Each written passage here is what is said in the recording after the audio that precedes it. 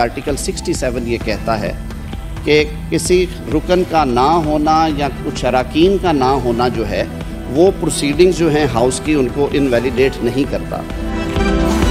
Article 59 और article 60 जिसका भी आपने जिक्र किया, उसके मुताबिक ये सेनेट का जो इजलास हो रहा है ये एक इनकम्प्लीट नामुकम्मल सेनेट है। इस वक्त किसी किस्म का चेयरमैन और नायब चेयरमैन का इलेक्शन इंतखाब नहीं हो सकता। अस्सलाम वालेकुम नाजरीन, आप देख रहे हैं स्टेट क्राफ्ट और मैं हूं सैयद मुजम्मिल शाह। पाकिस्तान और सऊदी अरब के ताल्लुकात में एक बड़ा जो हमने देखा है डेवलपमेंट इस हफ्ते होती हुई वो सरमायाकारी से मुतल्लिक है। वज़ीर आज़म शहबाज शरीफ भी सऊदी अरब में मौजूद थे, वज़ीर आला पंजाब मरीम नवाज़ साहिबा भी मौजूद थी और अब ये कहा जा रहा है कि 5 अरब डॉलर की सरमायाकारी सऊदी अरब की तरफ से पाकिस्तान के बैंक्स में की जाएगी। और साथ साथ ये कि माइनिंग सेक्टर में और ऑयल रिफाइनरीज़ के सेक्टर में ये सरमायाकारी पाकिस्तान ने सऊदी अरब से सीख की है। और सऊदी हुकाम ये भी कहते हैं कि 21 अरब डॉलर तक की सरमायाकारी का जो सिलसिला है उस पर गुफ्तगू और नेगोशिएशन जारी है, जो कि यकीनन खुशाइंद हो सकती है। इसके साथ साथ अगर पाकिस्तान के सियासी मंजरनामे की बात की जाए तो सेनेट के चेयरमैन और डिप्टी चेयरमैन का आज इंतखाब था और ये वो इंतखाब है जिसका पाकिस्तान तहरीक इंसाफ या सुन्नी इत्तेहाद काउंसिल की तरफ से बाइकआउट किया गया। लेकिन उसके बावजूद हमने देखा कि यूसुफ रज़ा गिलानी चेयरमैन सेनेट बन गए और नून लीग के सैयद आल खान नासिर डिप्टी चेयरमैन मुंतखब हुए हैं। और इससे पहले जो PTI की तरफ से एतराज़ लगाया गया वो यही था कि अगर KP के सेनेटर्स का रिप्रेजेंटेशन का जो रेशो है वो मौजूद ही नहीं है सेनेट के अंदर तो फिर किस तरह से ये इलेक्शन हो सकता है। उन्होंने इस्लामाबाद हाई कोर्ट का दरवाज़ा भी खटखटाया और कोशिश ये की कि इस इंतखाब को रुकवाया जाए, लेकिन अनफॉर्चुनेटली उनके लिए ऐसा हो नहीं सका। और इसके साथ साथ अगर बात की जाए आज होने वाली कार्रवाई की तो अली ज़फ़र साहब ने सेनेट के फ्लोर पर यह कहा कि एक सूबे की नुमाइंदगी अगर नहीं मौजूद तो फिर इस ईवान को नहीं चलना चाहिए। लेकिन इसका जवाब आज़म नज़ीर तारड़ साहब ने भी दिया कि आर्टिकल 67 ये कहता है कि अगर एक रुकन नहीं है या कुछ अरकान मौजूद नहीं है इसका ये मतलब नहीं है कि ईवान की कार्रवाई चल ही नहीं सकती। तो इस सारी सूरत हाल में सवाल यह है कि आया PTI की तरफ से जो एनर्जीज़ एक्सपेंड की गई इस इलेक्शन को रुकवाने के लिए क्या वो सब ज़ाया हुई या आगे चलकर कोई मुश्किलात भी हो सकती हैं इस ईवान के नुमाइंदगान के लिए। और दूसरी चीज़ ये कि इंसाफ का जो एंटी इस्टेब्लिशमेंट बयानिया है उसमें अब कितना वज़न बाकी रहा है। खैबर पख्तूनख्वा के अंदर इस खबर के सामने आने के बाद जहाँ हमने ये देखा कि वज़ीर आला KP और उनकी काबीना के कुछ लोग कोर कमांडर हाउस जाते हैं और उसका अब दिफा किया जा रहा है। बैरिस्टर सैफ साहब ने यह कहा कि दरअसल वो कोर कमांडर हाउस नहीं बल्कि हेडक्वार्टर्स था।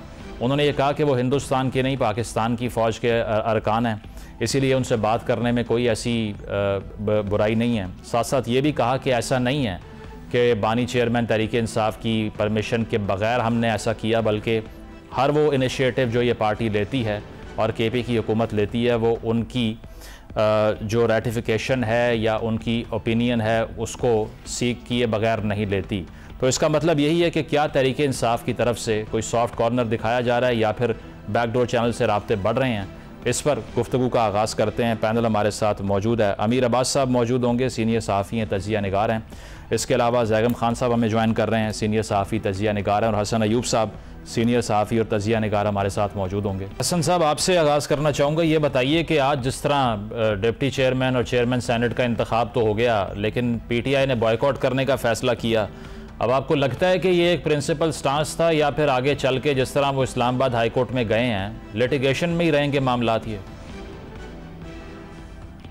देखिए, बात यह है कि सेनेट सेक्रेटेरिएट को इतनी हेस्ट के अंदर ये इंतखाब नहीं कराने चाहिए थे। मेरी ज़ाती राय ये है क्योंकि देखिए आप जो आपकी जो यूनिट है एक फेडरेशन का उसकी आधी नुमाइंदगी से महरूम है। यानी 11 नशिस्तें हैं, कोई 1-2 नशिस्तों की बात नहीं थी, 11 नशिस्तों की बात थी। तो मेरे ख्याल से थोड़ा सा अगर सब्र कर लेते तो कोई इसमें जो है ज़्यादा जो है वो ताख़ीर नहीं होनी थी। यानी महीने के अंदर अगर दोबारा इंतखाबात हो जाते या ईद के बाद हो जाते तो क्या इस बात का हर्ज था। लेकिन बहरहाल सेनेट सेक्रेटेरिएट ने उजलत से काम लिया और सेनेट के इंतखाबात करा दिए हैं। अब यूसुफ रज़ा गिलानी साहब अब बिला मुकाबला चेयरमैन सेनेट मुंतखब हो गए हैं, उनको मुबारक हो। लेकिन ये अच्छी को रवायत नहीं पड़ रही। नहीं हसन साहब, आपका ये जो मौक़िफ़ है कि इंतखाबात मुलतवी होने चाहिए थे, ये इसीलिए कि इस्लामाबाद हाई कोर्ट में एक केस मौजूद है या इसीलिए कि जब तक उसका जो PTI का जो एक बयानिया है या फिर जो स्टांस है उस पर उनकी तसल्ली नहीं होती तो इंतखाब में ना जाया जाए? नहीं, देखिए बात यह है कि जो KPK है, यानी 4 इकाइयों की जो है वो इक्वल रिप्रेजेंटेशन है, यानी पंजाब की, सिंध की, खैबर पख्तूनख्वा की, तो खैबर पख्तूनख्वा को बलूचिस्तान, पंजाब और सिंध के मसावी जो है उसको भी हक हासिल है सेनेट में नुमाइंदगी का। तो ऐसी सूरत हाल में खैबर पख्तूनख्वा के जो इंतखाबात है वो नहीं हो सके ना, तो वहां से भी कोई जो सेनेटर था उन 11 में से कोई एक वो शायद इस बात का उम्मीदवार होता कि वो चेयरमैन सेनेट का इलेक्शन कंटेस्ट कर सकता, या शायद वो ऐसी शख्सियत होती जिसको हाउस की जो मेजॉरिटी जो है उसका एतमाद हासिल होता। तो वो नहीं हो सका ना, उनका इंतखाब नहीं हुआ, क्योंकि वो किसी हद तक उसकी वजूहात तो यकीनी तौर पर मौजूदा खैबर पख्तूनख्वा की हुकूमत उसकी जिम्मेदार है, यानी सुन्नी इत्तेहाद कौंसिल या तहरीक इंसाफ, लेकिन वो इंतखाबात में ताखीर की वजह तो उन्हीं की है, लेकिन अब सेनेट में वहां पर इंडिपेंडेंट भी कोई जीत सकता था। तो इसलिए मेरे हिसाब से ये मुनासिब नहीं हुआ कि इन्होंने बहुत उजरत में सेनेट के इंतखाबात करा दिए, चेयरमैन सेनेट का और डिप्टी चेयरमैन का।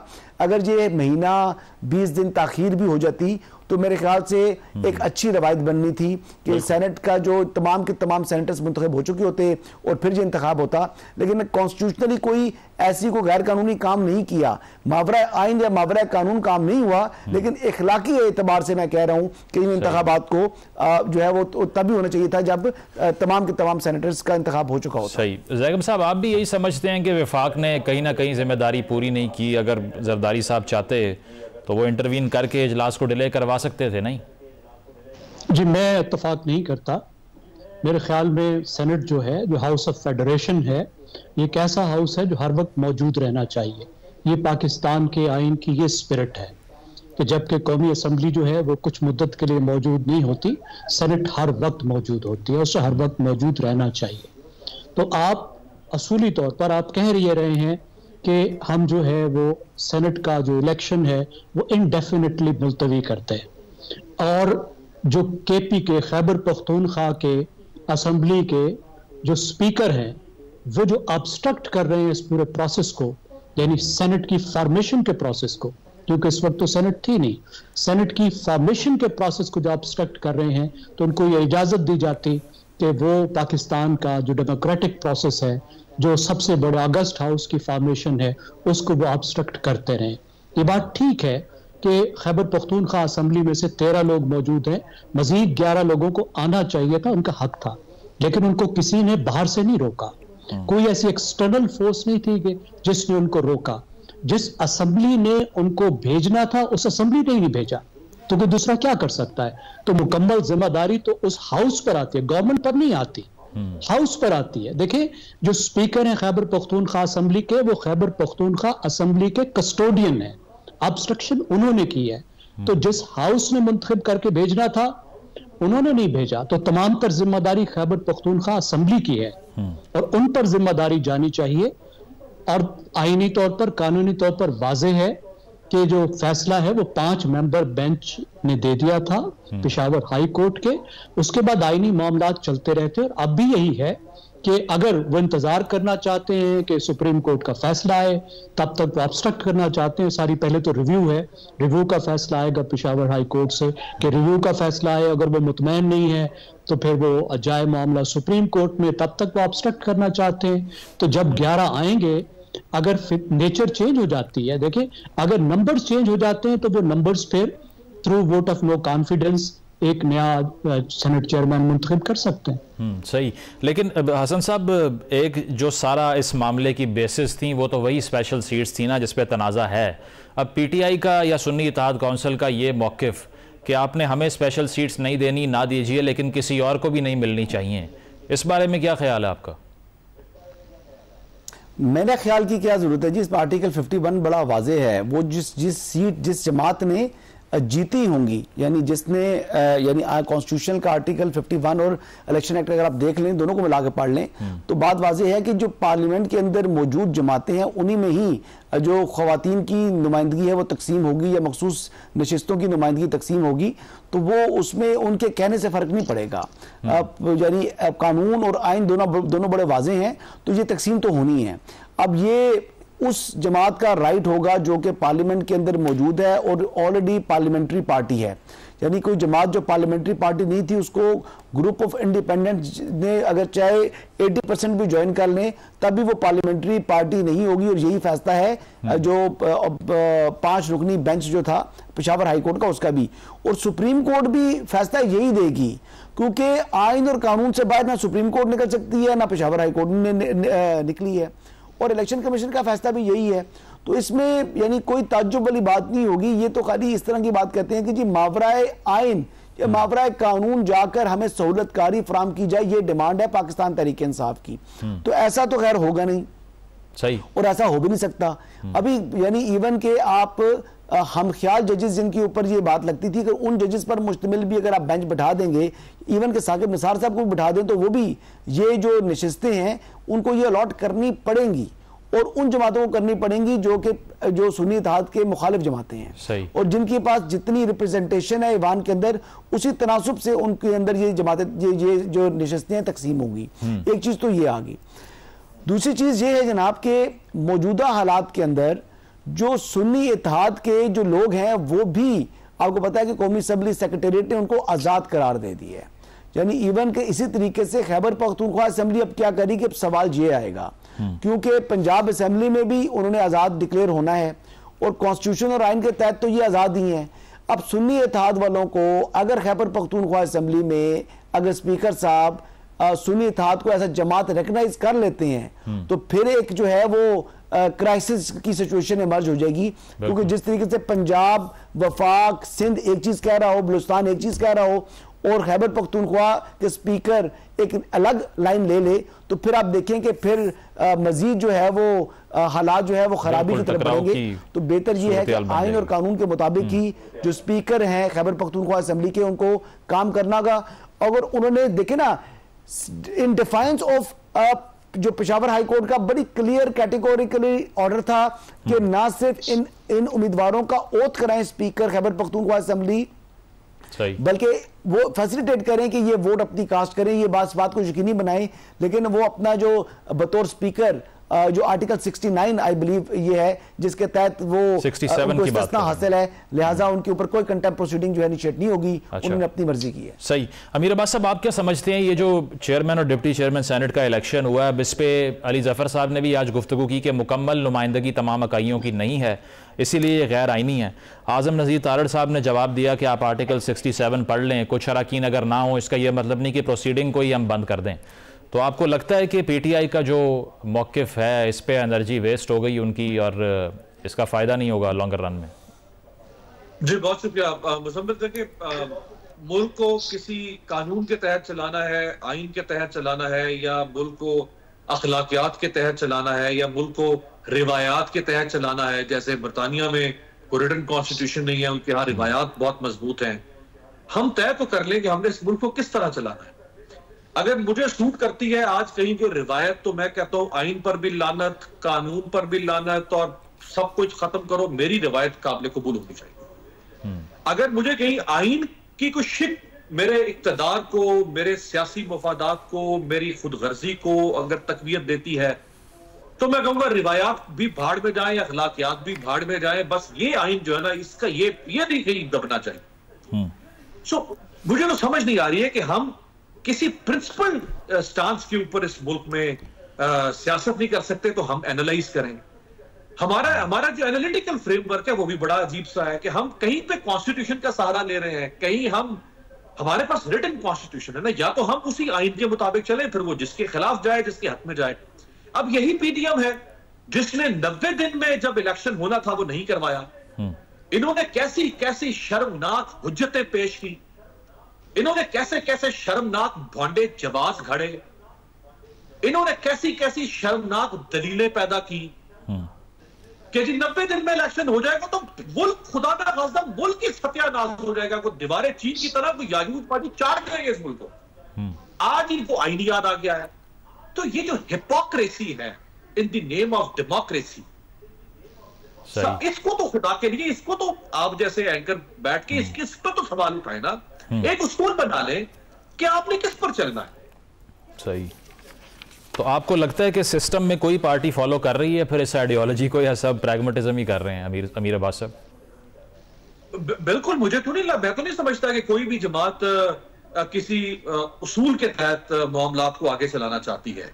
हाँ, ये जरूर है इस वक्त एक चूंकि क्राइसिस है पिछले 2 साल से और एक क्योटिक सिचुएशन है कि उसमें एक जमात पॉलिटिकल विक्टिमाइजेशन का शिकार है मुसलसल, बाकी जमातें जो है उनके लिए सुर्ख कारपेट भी और बरगंडी कारपेट भी और नारंगी कारपेट भी बिछा दिए गए कि आओ इक़्तिदार में दाखिल हो, ये दरवाजा भी तुम्हारे लिए खोल दिया, वो भी खोल दिया। सही। एक जमात को फुल टाइम रगड़ा तुन के रखा हुआ है।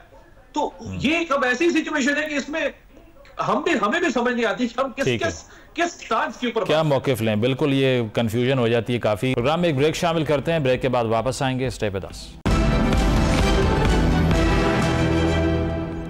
वेलकम बैक नाजरीन, डिस्कशन को कंटिन्यू करते हैं। जैगम साहब, आप इसको कैसे रिस्पॉन्ड करेंगे? ये जो आइडियोलॉजिकल पॉलिटिक्स तो नहीं हो रही ना? अगर पीडीएम की भी बात करें, माजी के बयानात देख लें, ज़मीन आसमान का फ़र्क है आइडियोलॉजीज़ में, इकोनॉमिक एजेंडा में भी फ़र्क है। कोई प्राइवेटाइजेशन करना चाहता है, कोई सोशलिस्ट पार्टी कहता है अपने आप को, लेकिन फिर भी मैरिज ऑफ कन्वीनियंस के तौर पर दिखाया जा रहा है इस सारे पावर शेयरिंग फार्मूला को। और दूसरी तरफ पीटीआई और जेयूआई का हैरान कुन इत्तेहाद है। तो फिर आइडियोलॉजिकल जो वोटर है वो क्या सोच रहा होगा इस वक्त के क्या हो रहा है? मैं समझता हूँ कि पाकिस्तान की एलीट, वो मुंतखब हो या गैर मुंतखब, उसमें एक अमेजिंग इत्तफाक राय है, एक ज़बरदस्त किस्म का एक उनके दरमियान में जो है एक ऐसा इत्तफाक राय है जो आप देखें, जो भी हुकूमत बदलती है वो नहीं बदलता। आपने कभी देखा कि तंबाकू वाले लोग जिन्होंने 300 अरब रुपए का टैक्स देना होता है और नहीं देते, खा जाते हैं, उसको किसी ने पकड़ा हो? हर हुकूमत में मौजूद होते हैं, हर पार्टी उनको सेनेटर बनाती है। आपने देखा कभी शुगर मिलों के खिलाफ कोई बात कही हो? आपने देखा कि कभी रियल एस्टेट के खिलाफ कोई बात की हो? जहां तक इंटरेस्ट की बात है वहां पे बड़ा इत्तफाक राय मौजूद है। तो जब इस तरह का इत्तफाक राय है तो इसका मतलब है कि पाकिस्तान की मईशत के बारे में तो इसके कंटूर्स क्या होंगे, ये मईशत कैसी होगी, कैसी चलेगी, उस पर तो इत्तफाक राय मौजूद है। अगर इत्तफाक राय नहीं है तो वो तो अवाम के मफादात पे नहीं है ना। और बिल्कुल अमीर अब्बास साहब ठीक कह रहे हैं। देखिए, आईन को एक कन्वीनियंस के टूल के तौर पर इस्तेमाल किया जाता है। जब सूट करता है तो वो हमारा आईन है, जब सूट नहीं करता तो उसको तोड़ा बरोड़ा भी जाता है, उसके खिलाफ भी जाने की कोशिश की जाती है, बड़ी कामयाबी से की जाती है। इमरान खान साहब ने जब कौमी असम्बली को तोड़ दिया था, when he was facing vote of no confidence, vote of no confidence आए तो आप आईन के खिलाफ असम्बली को तोड़ दें, सदर भी आपके साथ मिल जाए। और पाकिस्तान की सुप्रीम कोर्ट ने, जो बहुत उनकी तरफ उस वक्त टिल्टेड थी, उसने कहा कि आपने गैर आईनी तौर पर असम्बली को तोड़ा।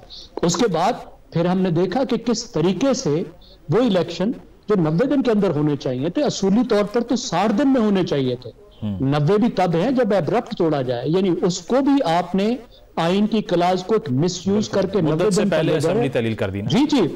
जी चंद दिन पहले। देखिए, मुद्दत से पहले का तो मतलब ये है ना कि आपको कोई बहुत जरूरत पड़ गई, 4 महीने 6 महीने साल पहले असेंबली तोड़े तो फिर 90 दिन मिले। 2 दिन पहले तोड़ना तो मुद्दत से पहले नहीं होता ना। बिल्कुल। तो आप मिसयूज कर रहे हैं ना, उस क्लास को मिसयूज करें एक्स्ट्रा डेज के लिए। और वहां पर भी नहीं रुके, सूबाई असेंबलियां 1 साल और कौमी असेंबली 6 महीने, और सुप्रीम कोर्ट ने कहा कि गैर आईनी तौर पर हुआ।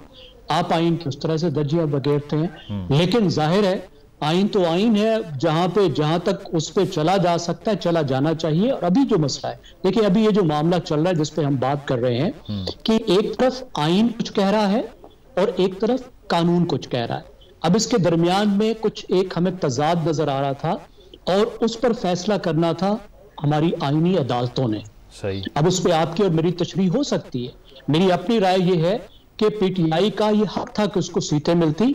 आईन की स्पिरिट हमें वाज़े तौर पर यह नजर आती है, लेकिन अदालतों ने इस वक्त ये फैसला किया कि they will go by the law, election act को वो फॉलो करेंगी, आईन की तशरीह नहीं करेंगी।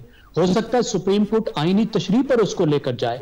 तो हम देखते हैं कि आला अदालतों में भी ये होता है कि जब सूट करता है तो वो आइन को उठा लेते हैं, जब सूट करता है वो कानून को उठा देते हैं, जब सूट करता है तो वो आइन की इस तरीके से तशरीह करती हैं जो वाज़े तौर पर लिखे हुए वर्ड के, रिटन वर्ड के खिलाफ होता है।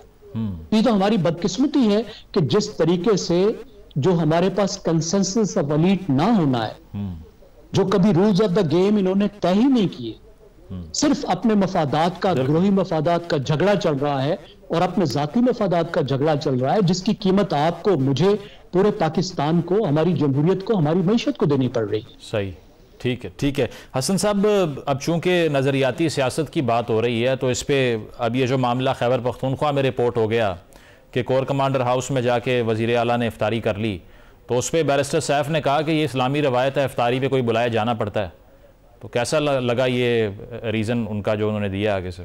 उन्होंने कहा वो हेडक्वार्टर था, वो कोर कमांडर का ज़ाती घर नहीं था। देखें, बैरिस्टर सैफ साहब की जो नेचर ऑफ जॉब है वो बड़ी मुश्किल है, स्पेशली जब उन्होंने किसी बात को डिफेंड करना है तो फिर वो लॉजिक के पीछे नहीं जाएंगे, बस वो डिफेंड उन्होंने करना ही करना है। देखिए, मुझे तो बात यह है कि खुशी है कि जो सूबाई काबीना या सूबाई वज़ीर आला का जाना और बैठ कर देखिए, बात यह है कि बॉर्डर एरियाज़ हैं, आपकी सिक्योरिटी सिचुएशन है, यानी केपी और बलूचिस्तान के अंदर तो अगर फौज के साथ जो वहाँ की हुकूमतें या काबीना या वहाँ के वज़ीर आला जाकर बैठते हैं, ब्रीफिंग लेते हैं या कोई वर्किंग रिलेशन बनाते हैं तो ये अच्छी बात है।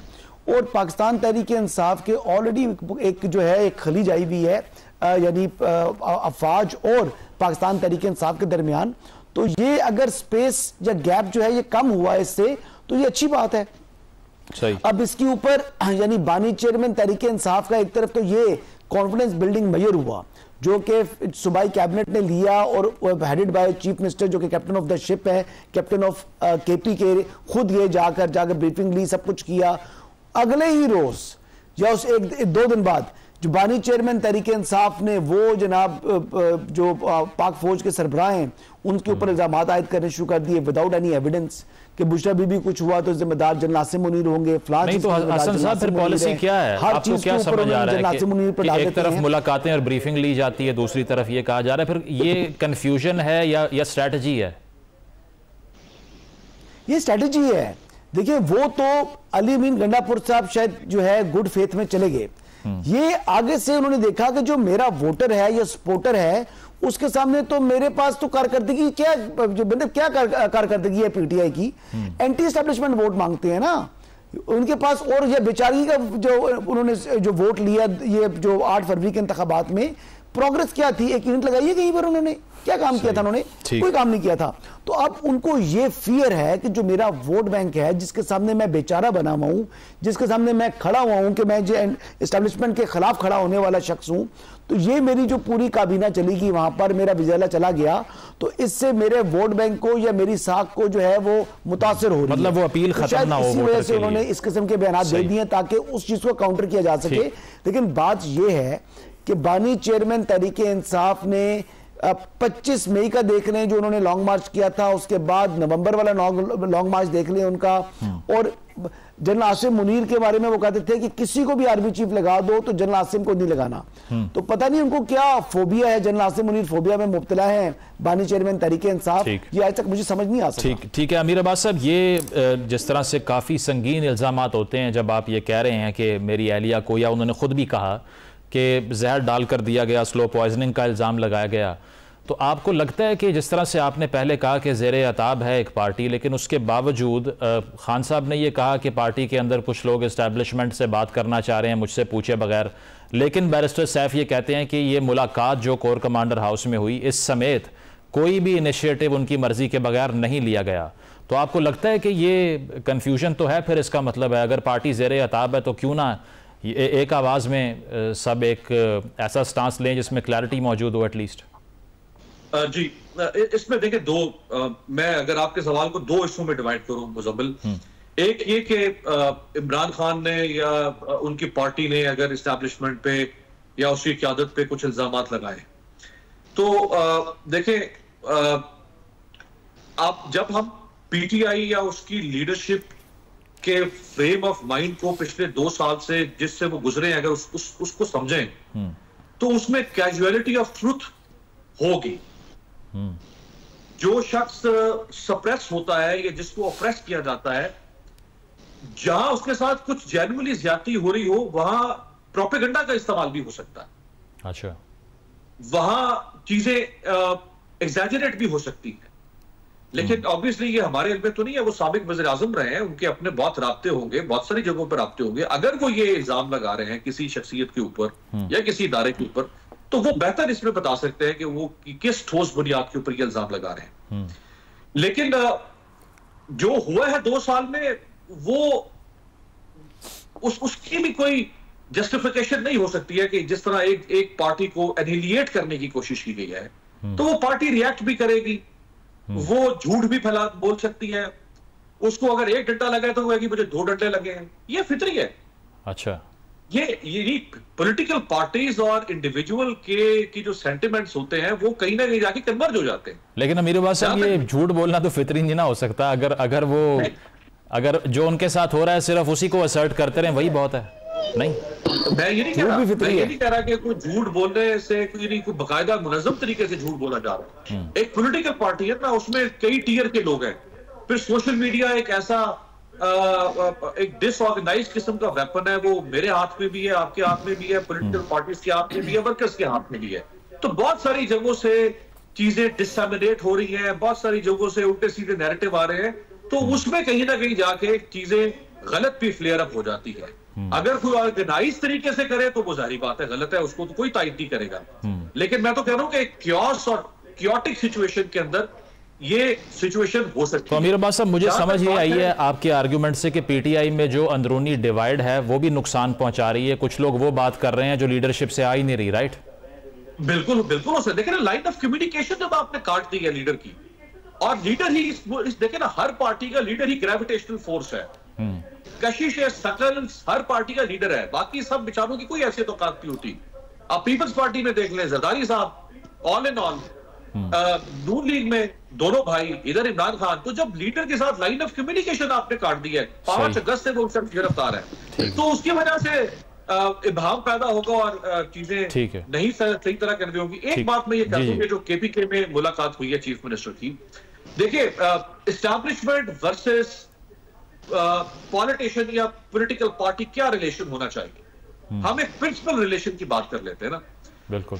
अगर तो कोई पॉलिटिकल पार्टी या पॉलिटिशियन किस एस्टैब्लिशमेंट से अपनी जात के लिए फेवर लेने के लिए जाए या किसी और के खिलाफ इस्तेमाल करने के लिए जाए, तो वो तो अब इस मुल्क में नहीं चल सकता। ये तो जो हुआ, जिसने ये फायदा उठाया, जिसने भी माजी को उठाया, उसने उठा लिया होगा। सही। अब इस मुल्क में फितरी सियासत लोग मानेंगे, गैर फितरी सियासत लोग नहीं मानेंगे। ठीक है। जहां तक रिलेशनशिप का ताल्लुक है, एडमिनिस्ट्रेटिव रिलेशनशिप, मेरा नहीं ख्याल कि उस एडमिनिस्ट्रेटिव रिलेशनशिप को कोई और कॉनोटेशन देनी चाहिए। अगर उसमें कोई है ऐसी बात तो वो तो होगी सब्सटेंस। मतलब ये प्योरली एडमिनिस्ट्रेटिव एक मीटिंग थी। ठीक है। नाज़रीन, प्रोग्राम में एक ब्रेक शामिल करते हैं, ब्रेक के बाद वापस आएंगे। Stay with us. Welcome back नाज़रीन, पैनल हमारे साथ मौजूद है, डिस्कशन को आगे बढ़ाते हैं। बेगम साहब, आपने सुना, अब हसन साहब कह रहे हैं कि ये स्ट्रेटजी है कि 2 किस्म के बयानिए पीटीआई के अंदर से आ रहे हैं, और अमीर अब्बास साहब ये कह रहे हैं कि लाइन ऑफ कम्युनिकेशन जब काट देंगे तो फिर यही होगा। इन दोनों में से फिर आप किसको सही मानते हैं? मैं ये समझता हूँ कि एक तो इमरान खान साहब ने जो लाइंस ऑफ कम्युनिकेशन है वो ओपन रखी हैं, और उन्होंने पार्टी के लिए से अच्छी स्ट्रेटजी अपनाई है। जो केपी हुकूमत है वो सूबे को गवर्न करने पे फोकस कर रही है, और जो वर्किंग रिलेशनशिप उसे हुकूमत चलाने के लिए चाहिए, इस्टेब्लिशमेंट के साथ भी और गवर्नमेंट के साथ भी, वो उसके ऊपर चल रही है। क्योंकि केपी की परफॉर्मेंस उनके लिए एसेंस है।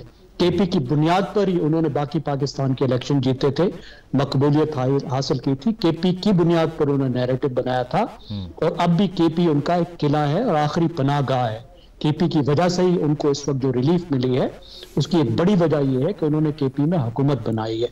तो खैबर पख्तूनख्वा की वजह से, खैबर पख्तूनख्वा हुकूमत की वजह से उनके इस्टेब्लिशमेंट के साथ जो है वो लाइन ऑफ कम्युनिकेशन भी हर वक्त ओपन है। तो हम ये नहीं कह सकते कि डायलॉग नहीं हो रहा। आफ्टर ऑल, एक सूबे में जहां उनकी हुकूमत है, उस सूबे में जो सरबराह है वजीर आला और जो उनके लोग हैं मुंतखब, वो बराह रास्त इस्टेब्लिशमेंट से राब्ते में है, और वो इमरान खान से मुसलसल मिलते हैं। फिर जो दूसरी बात उन्होंने की है वो ये की है कि उन्होंने जो लीडर ऑफ अपोजिशन बनाया है वो भी ऐसा फिगर है जो कन्फ्रंटेशनल नहीं है, जिससे गुफ्तगू की जा सकती है। लेकिन साहब अब समझ ये नहीं ना आती, हामिद मीर साहब को अगर मैं कोट करूं, वो ये कह रहे हैं कि खान साहब ने कह दिया कि नवाज शरीफ और जरदारी साहब को आपने फतह कर लिया था, मुझे आप नहीं कर सकते, जो मर्जी हो जाए बात नहीं करूंगा। तो ये फिर समझ नहीं आ रही कि बयानिया है क्या दरअसल, ये कोऑपरेट करने का है या इनकलाब लाने का है? देखिए, क्या जरदारी साहब ये कहते हैं कि उनको फतह कर लिया गया है? क्या नवाज शरीफ और शहबाज शरीफ कहते हैं कि उनको फतह कर लिया गया है? मुज़ाकरात तो उन्होंने भी किए थे ना। और जब इमरान खान और पीटीआई का वन पेज चल रहा था, और हमें पता है कि छोटे छोटे मामूली फैसले, सेक्रेटरी और डिप्टी सेक्रेटरी के लेवल के फैसले जो हैं वो कहां पे होते थे, और जब हमें पता है और सारी दुनिया ये कहती है कि पूरी पार्लियामेंट को एक सरकारी अफसर चला रहा था, उसका नाम भी सबको मालूम है, तो क्या उस वक्त इमरान खान क्या कहते थे कि मुझे और पीटीआई को फतह कर लिया गया है? देखिए, ये तो बात है पॉलिटिकल नैरेटिव की। सही। तो असल मसला है जिसकी वजह से ये सारी बात हो रही है कि पीटीआई को कुछ कंसेशंस मिली हैं। सही। मिसाल के तौर पर उनको केसेस में कंसेशन मिली है, तोशा खाना केस में उनकी कन्विक्शन सस्पेंड हुई है, साइफर केस में उनकी बेल हुई है, केपी गवर्नमेंट की आप बात करें, उनकी बातें उनके कुछ लीडरान जो हैं वो मंजर-ए-आम पे वापस आए हैं, बेल जी मंजर-ए-आम पे वापस आए हैं, जेल में फैसिलिटीज मिली है, 9 मई के सस्पेक्ट्स को रिलीज हुए हैं, लेकिन फिर भी इमरान खान रिएक्ट कर रहे हैं। उसकी वजह यह है कि ये जितने स्टेप लिए गए हैं, ये स्टीम वाल्व को खोलकर सिस्टम को ईज किया गया है। अच्छा। और जब सिस्टम भी ईज होगा, देखिए ये जरूरी था ना, वरना तो ये सारा प्रेशर बिल्ड होता। तो उस प्रेशर को भी निकाला जा रहा है, लेकिन इमरान खान को रियायत भी नहीं दी जा रही। तो एक परेशानी की बात है ना उनके लिए, बिल्कुल, कि उनके साथ गुफ्तगू नहीं हो रही, उनके साथ डायलॉग नहीं हो रहा, उनके लिए रास्ता नहीं निकल रहा। सही। लेकिन उनके लोगों को रियायत दे के सिस्टम से स्टीम निकाल के सिस्टम को नॉर्मलाइज किया जा रहा है। अगर नॉर्मलाइज होगा तो फिर तो उनके बगैर सिस्टम चलता रहेगा। ठीक है, ठीक है, ठीक है। हसन साहब, आप क्या समझते हैं कि नॉर्मलाइजेशन फिर कहाँ तक जाएगी? जो पीटीआई के वकला, बेशक सरदार लतीफ़ खोसा हों, वो ये कह रहे हैं कि इस महीने के आखिर तक वो जेल से आपको बाहर दिखाई देंगे। तो नॉर्मलाइजेशन इतनी ज़्यादा हो जाएगी या सिर्फ इसी हद तक महदूद है कि फैसल जावेद खान हो या और लोग हों वो मंजर-ए-आम पे वापस आ गए? देखिए, फैसल जावेद खान हो या कोई भी हो, उनके ऊपर जो मुकदमात हैं, मुकदमात का सामना तो उनको करना पड़ेगा। देखिए, जो क्रिमिनल केसेस होते हैं, हर केस का अलग अलग मेरिट होता है। ये कुछ सियासी बुनियादों पर बनाए हुए अगर केसेस हैं भी, लेकिन हैं क्रिमिनल फौजदारी केसेस, तो फिर इनसे जान छुड़ाने के लिए एक ड्यू कोर्स जो है अदालतों से आपको रिलीफ लेने के लिए वो आपको अडॉप्ट करना पड़ेगा। जहां तक यानी जो बात कर रहे हैं कि बानी चेयरमैन की आने की, तो महीने 2 महीने या 4 महीने तक भी मुझे बजाय आज जो सूरत हाल है उसमें बाहर आते वो मुझे दिखाई नहीं दे रहे, कि उनके ऊपर मुकदमात अभी मौजूद हैं, और मुकदमात में अगर कई में सस्पेंशन ऑफ सेंटेंस भी हो जाए और उनको चले हसन भाई, आप सालों से महीनों तक तो आए हैं ना, कम से कम आप। नहीं, मैं कह रहा हूं कि अभी तक 5-6 माह मुझे बानी चेयरमैन बाहर आते दिखाई नहीं दे रहे। तो अब साल गुजर भी तो गया ना, तकरीबन 10 माह देख लेना, 10 माह तो गुजर भी गया उनको जेल के अंदर। तो अगर मैं 2 साल का 1.5-2 साल का टाइम बोला था, तो आज भी मैं टाइम पर उसी पर कायम हूं। लेकिन दूसरी बात ये कह रहे थे जी कि जो एक अफसर के बारे में जिक्र किया था ज़ैगम साहब ने, वो बड़ा राइटली बात कर रहे हैं। वो ऑफिसर जो है, जब उनसे उस वक्त हम पूछते थे कि एक ऑफिसर पूरी पार्लियामेंट चला रहा है, वोट ऑफ नो कॉन्फिडेंस हो, इत्मीनान का वोट हो, कुछ भी हो, तो आपको जो है वो हमेशा उस अफसर की जो है वो, इवन के सेनेट के इलेक्शन में, चेयरमैन सेनेट के इलेक्शन में भी वो अफसर जो है बड़ा करामत था। तो अफरीदी साहब ने ये बात की है कि एक अफसर बड़ा लायक है। जी, ज़ैगम साहब ने बात की है, लेकिन मैं कह रहा हूं कि वो अफसर आम अफसर नहीं था, उसकी बेइंतहा लियाकत थी, तभी वो तमाम चीजें मैनेज कर सकता था। आज उतना लायक फाइक अफसर मौजूद नहीं है। तो ये बुनियादी फर्क है।